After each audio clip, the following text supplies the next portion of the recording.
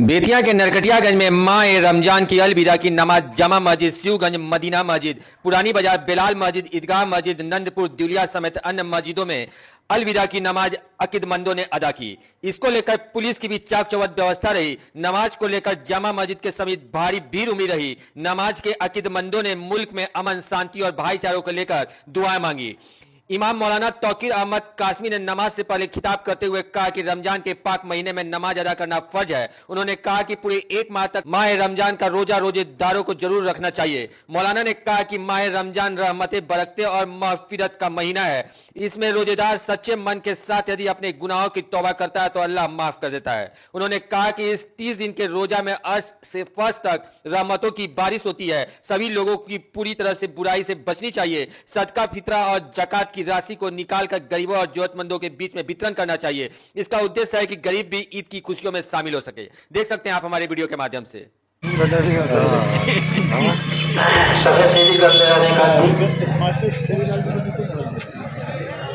अल्लाहु अकबर, अल्लाहु अकबर, अल्लाहु अकबर, अल्लाहु अकबर। अशहदु अल्ला इलाहा इल्लल्लाह, अशहदु अल्ला इलाहा इल्लल्लाह, अशहदु अन्ना मुहम्मदर रसूलुल्लाह, अशहदु अन्ना मुहम्मदर रसूलुल्लाह।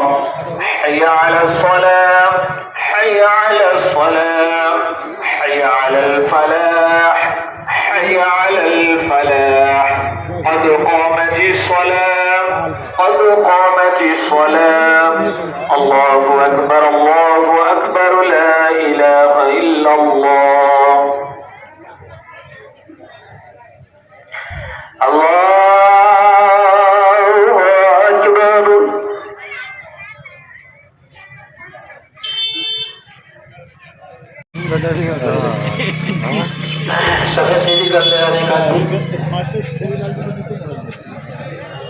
अल्लाहु अकबर, अल्लाहु अकबर, अल्लाहु अकबर, अल्लाहु अकबर। अशहदु अल्ला इलाहा इल्लल्लाह, अशहदु अल्ला इलाहा इल्लल्लाह, अशहदु अन्ना मुहम्मदर रसूलुल्लाह, अशहदु अन्ना मुहम्मदर रसूलुल्लाह। हय्या अलस सलाह, हय्या अलस सलाह, हय्या अलल फलाह, हय्या अलल फलाह। قد قامت الصلاة، قد قامت الصلاة।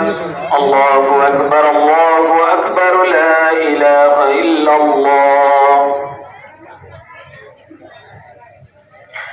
الله أكبر।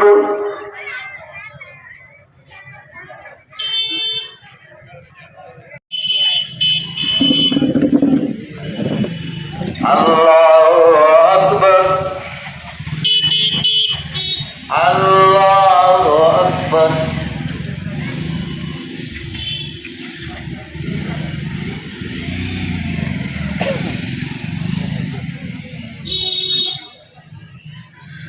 الله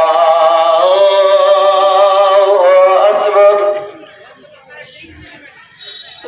الحمد لله رب العالمين، الرحمن الرحيم، مالك يوم الدين، إياك نعبد وإياك نستعين، اهدنا الصراط المستقيم، صراط الذين أنعمت عليهم غير المغضوب